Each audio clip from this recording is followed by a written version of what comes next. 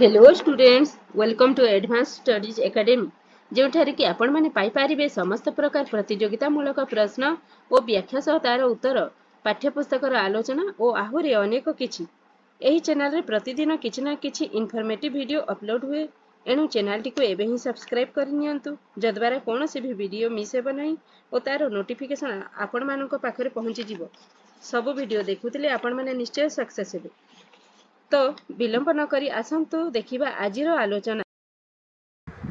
Students, वर्तमान आमे 2020 वर्षर षष्ठ श्रेणीर आदर्श विद्यालय प्रवेशिका परीक्षार इंग्राजी विभागर प्रश्नोत्तर सब आलोचना करिबा।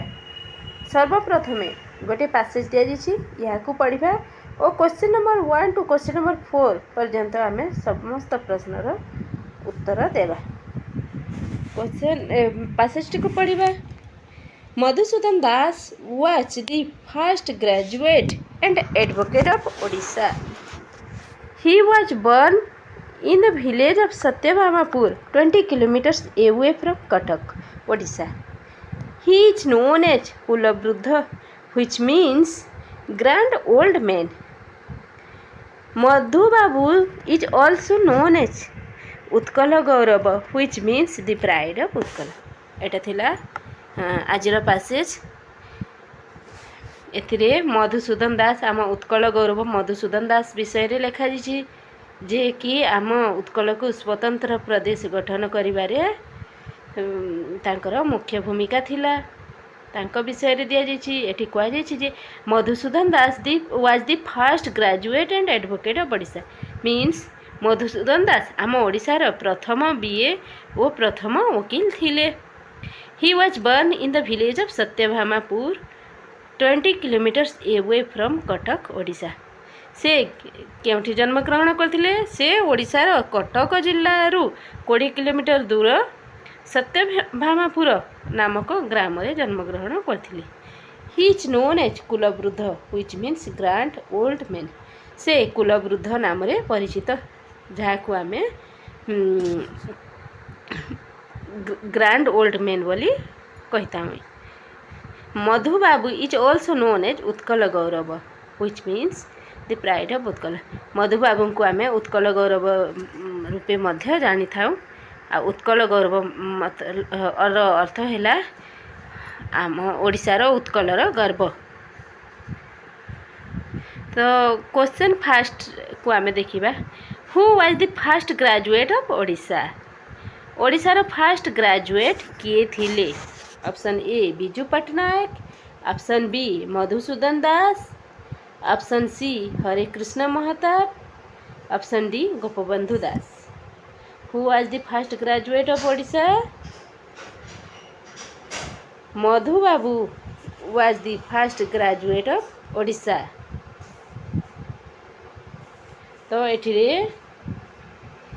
Option B is correct answer. Madhusudan Das was the first graduate of Odisha. Next question को आसीबा। He was born in the village of dash.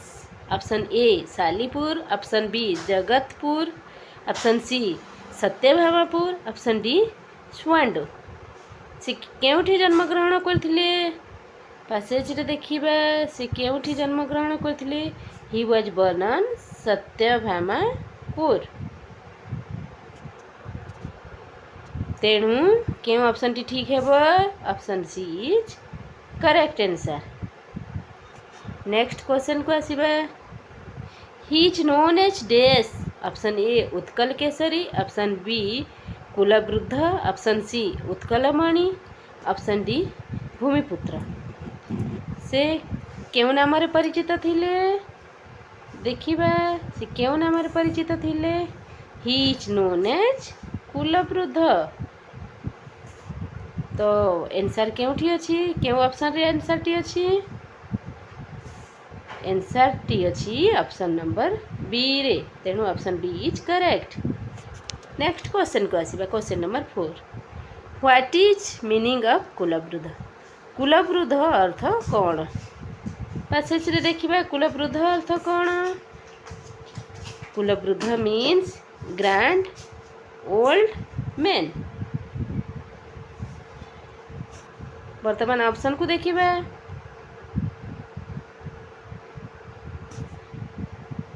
What is meaning of Kulabruddha? Option C is correct answer. Option C अच्छी grand old man. परवर्ती प्रश्न को आसीबा question number 5।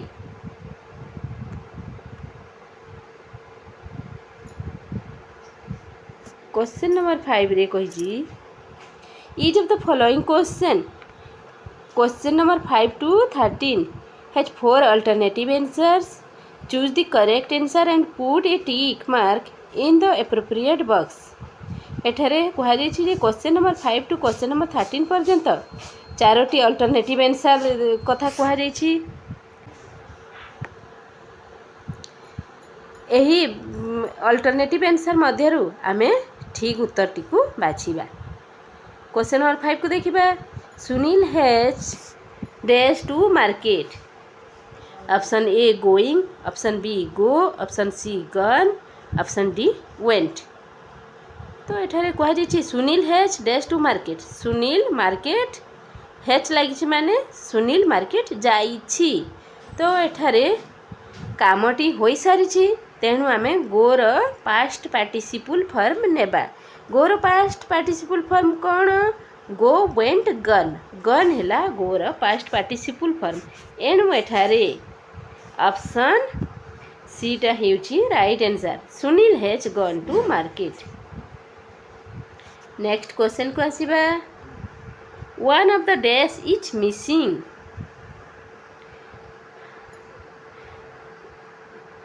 Option A child, option B boy, option C girl, option D students.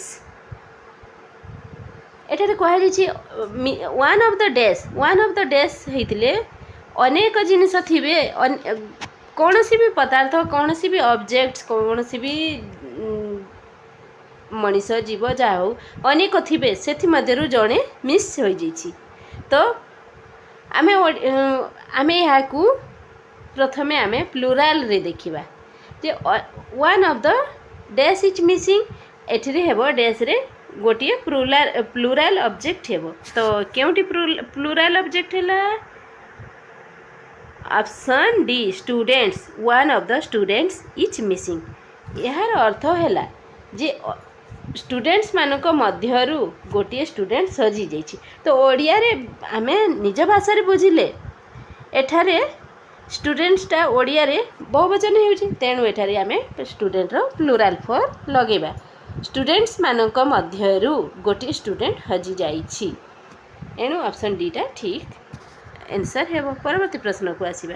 Question number 7। Gita इचे एठिरे GOOD हेबा कथा। एटा टिके स्पेलिंग मिस्टेक हो जाइछि। GODO लिखा छै सेटा हेबो GOOD गुड। तो Geeta is a good girl. She tells me stories. Here she is dash in the above sentence. एठारे कहि Geeta is a good girl. Geeta जड़े भल झील। सी टेल्स मी स्टोरीज से मते गप कहे। तो गीता एठिरे हैला गीता गोटे झीर नाम। एणु एटा हैला नाउन।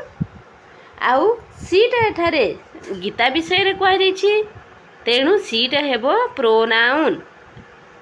नाउन विषय रे जेउ शब्दटी नाउन विषय रे नाउन परिवर्ते लगा जाई थाए ताकू आमे प्रोनाउन कहि थाउ। एठारे सीटा गीता परिवर्ते सी लगा जाइछि। एणु सीटा हेबा pronoun.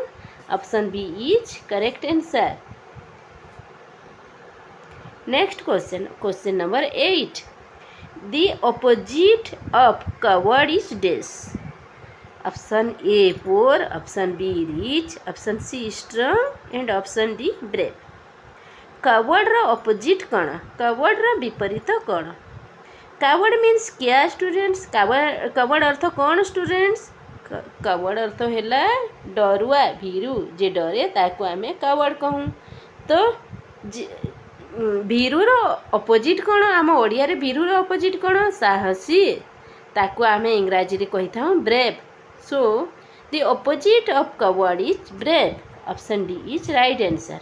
Next question number 9 Ganesh is fond dash music fond पाखरे कौन लगे स्टूडेंट्स सब बेले फंड सहित अप लगी थाए कौन सी स्थान रे फंड थिले ता सांगरे अप लगी थाए Ganesh is fund of music Ganesh को म्यूजिक भल लगे एणु एठारे अप हेब ऑप्शन डी टी हेब ठीक आंसर परवर्ती प्रश्न को आसीबा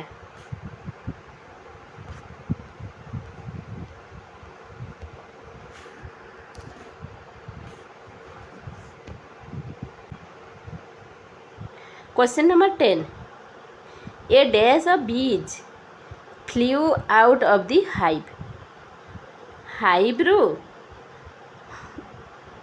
बीज मानकर डैश उड़ी गले बीज माने एथिरे बीज मानक झुंड कथा कहुई दले बीज उड़ी गले तो दले को एठारे बीज रो दल को कौन कहुए option A team option B pack option C swarm option D galaxy तो एठारे एप्रोप्रिएट आंसर हेबो swarm a swarm of bees flew out of the hive option C is correct answer next question को देखिए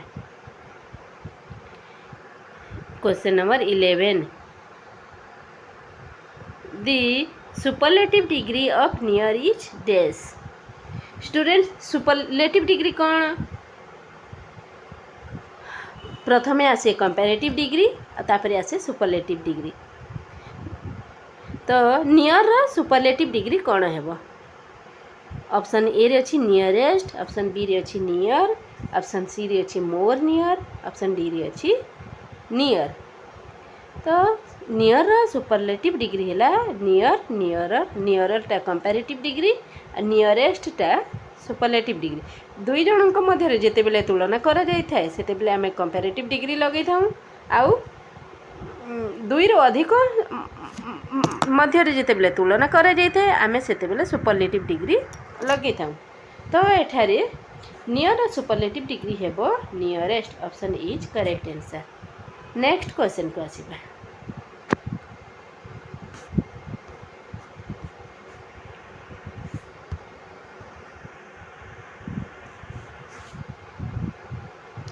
The person who works with bricks and cement is known as dash से लोक जे कि cement और ईटा रे काम करती ताकू आमे कौन कही था option A baker option B cobbler option C mason and option D grocer baker क्या कह जाए जे पाउरुटी फैक्ट्री रे काम करिथा ताकू बेकर कह जाए कोबलर क्या कह जाए जे जूता काम करे ताकू कोबलर कह जाए आ ग्रोसर क्या कह जाए किराणा दुकानी को ग्रोसर कह जाए मेजन क्या कह जाए जे ईटा बाली सीमेंट सहित काम करे घर तैयारी करे आमे ताकू मेजन कही एणु option C is right answer next question को आसीबा how many parks of speech are there एठारे ऑप्शन टी मतलब क्वेश्चन रे किछि भूल रही जाइछि एठारे पार्क्स लिखा छै सेटा हेबो parts how many parts of speech are there parts of speech केतेटी थाए option A 7 option B 8 option C 9 and option D 10 तो पार्ट्स ऑफ स्पीच 8टी थाए एणु option B is right answer एतिकिरे आम इंग्राजी विभागर समस्त प्रश्न आलोचना हो जाइछि धन्यवाद स्टूडेंट्स वीडियोटी भल लगी लाइक करंतु चैनल टी को सब्सक्राइब करंतु बेल आइकन को प्रेस करंतु और सांग माननकु निश्चय शेयर करंतु आहुरी हाँ स्टूडेंट्स कौन सी सब्जेक्ट रू कौन सी प्रश्नर समाधान पाई मते कमेंट बॉक्स रे निश्चय जणाइबे थैंक यू।